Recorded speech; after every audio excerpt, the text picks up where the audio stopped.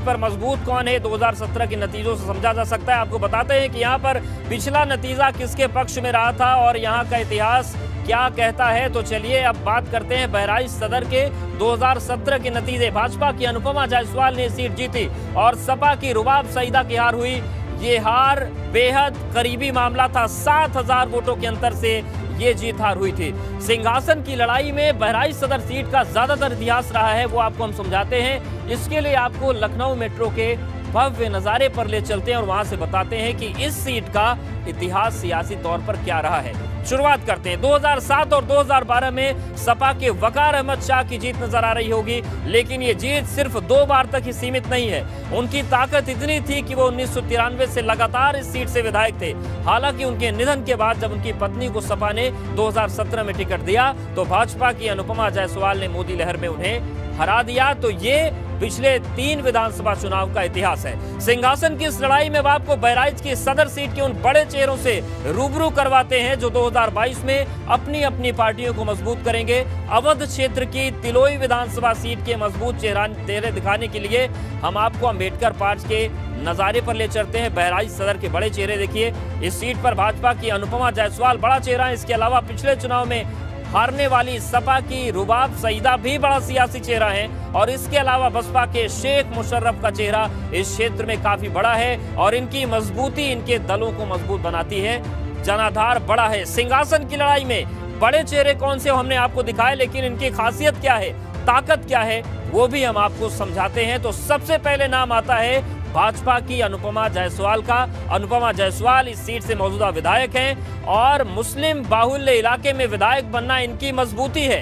खास बात यह है कि 1991 के बाद भाजपा की सीट पर दर्ज हो पाई जीत, तो ये एक बड़ा और मजबूत चेहरा है। दूसरे चेहरे की बात करते हैं। सिंहासन की लड़ाई में भाजपा का बड़ा चेहरा आपने देखा, सपा के बड़े चेहरे की खासियत आपको बताते हैं। तो बड़ा चेहरा जो समाजवादी पार्टी का है वो है रुबाब सईदा, जो बड़ा चेहरा है। इनकी खासियत ये है कि पिछले चुनाव में बेहद कम अंतर से हारी थी। साथ ही रुबाब सईदा वकार अहमद शाह की पत्नी है जो लगातार इस सीट से 5 बार विधायक रहे। बड़ा जनाधार था। रुबाब सईदा का नाम इस वजह से भी महत्वपूर्ण है क्योंकि वो लोकसभा सांसद रह चुकी हैं, लोकसभा में प्रतिनिधित्व कर चुकी हैं। इस सीट के एक और चेहरे से आपको मिलवाते हैं, लेकिन पिछले चुनाव में चर्चा में ये हर बार रहते हैं। नाम है बसपा के शेख मुशर्रफ का। तो शेख मुशर्रफ की खासियत क्या है, मजबूती क्या है, वो आपको बताते हैं। 2012 में बसपा ने इन्हें सदर सीट से टिकट दिया, हार गए। 2017 में बसपा के ही टिकट पर पयागपुर सीट से लड़े थे, यहां भी उनकी हार हुई। तीसरे नंबर पर जरूर थे, लेकिन चर्चाओं में बने रहते हैं। जनता के बीच पकड़ अच्छी है। तो आपने इस सीट के बड़े चेहरे देखे, लेकिन कांग्रेस और AIMIM भी यहां से मैदान में उतरेंगे। मुस्लिम बाहुल्य सीट पर ओवैसी की एंट्री कुछ खेल कर सकती है। हमारे साथ अवध क्षेत्र के जानकार रतन मणिलाल सर जुड़े, उनका सीधा हम रुख करते हैं। सर, मुस्लिम बाहुल्य जो सीट है, कांग्रेस और AIMIM की जो एंट्री है, क्या इस बार कुछ समीकरणों को बदल सकती है?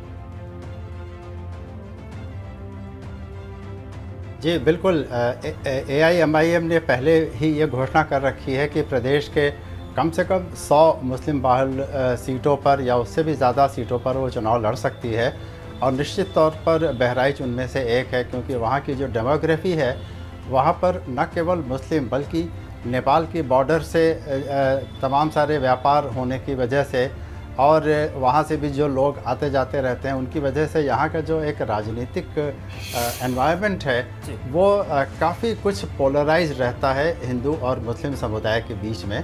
और इसी वजह से वहाँ से पिछले कई चुनावों में वकार अहमद शाह जीतते आए हैं। देखिए 2017 के चुनाव में भाजपा को ऐसी जगहों से जीत मिली थी जहां वो पिछले 20-25 सालों से नहीं जीती, जैसे इसके पहले हमने तिलोई में देखा और ये बहराइच में भी हम देख रहे हैं। तो उस चुनाव को अगर हम नज़ीर ना माने तो ये कहा जा सकता है कि बहराइच भाजपा की परंपरागत सीट नहीं रही है, क्योंकि 1991 के बाद से उन्हें जीत नहीं मिली है। तो अगर 2017 के सारे फैक्टर्स 2022 में भी रिपीट होते हैं तब तो यहाँ भाजपा के लिए एक चांस बनती है कि अनुपमा जायसवाल या कोई भी कैंडिडेट फिर से वही जीत हासिल कर सके। अन्यथा ये उसको कुछ और नए कोड़ों में बदल सकता है। अहम है 2017 को छोड़ दिया जाए तो ये सीट सपा के लिए बहुत लकी रही। सिंहासन की लड़ाई में सपा फिर से एक्टिव हो गई है, लेकिन क्या वो भाजपा को हरा पाएगी, ये बड़ा सवाल है। दोनों दल के दावे सुनते हैं।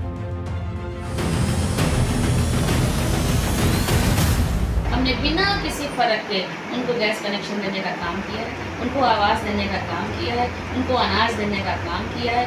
हमने सम्मान निधि के कृषि सम्मान निधि के अंतर्गत किसानों के खाते में रुपए भेजने का काम किया है। तो इतने सारे हमने काम किए हैं, सब ये जानते हैं कि कौन सी सरकार, पिछली सरकारों ने कैसा शासन किया। नगर विधायक पहले तो बड़ी मंत्री थी, भ्रष्टाचार का आरोप लगा, हटाई गई हैं। अब तो मैं सुना हूँ कि उनको टिकट भी मिलने वाला नहीं है। तो सपा का सुपड़ा साफ होने के बजाय वो अपना पहले सुपड़ा देख लें कहाँ है।